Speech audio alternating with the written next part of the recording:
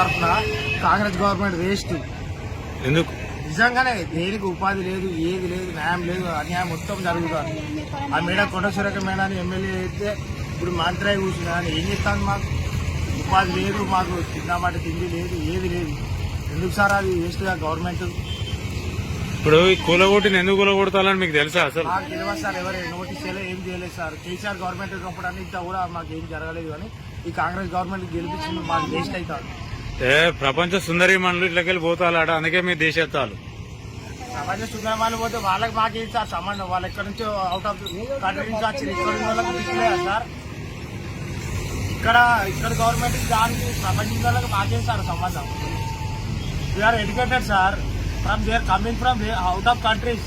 అసలు దానికి నాకు సంబంధమే లేదు కదా సార్. అట్లా వాళ్ళు వచ్చినా మిమ్మల్ని తీసేస్తా అంటే మీకు ఎట్లున్నది? మరి వాళ్ళకి ఓటేసి గెలిపించుకోమని చెప్పుడు సార్. మా జీవితము మా కొడుకు మా కొడుకు పింఛనత్తలేదు నాన్న. మాకు ఒక పాప, మాకు తినరిక తిండికి చాలా ఇబ్బంది ఉన్నది. నా దగ్గర కష్టం చేద్దామని సాధన అవుతుంది. ఏదో దీని మీద బతుకుదామని పెట్టుకున్నాను నాయన.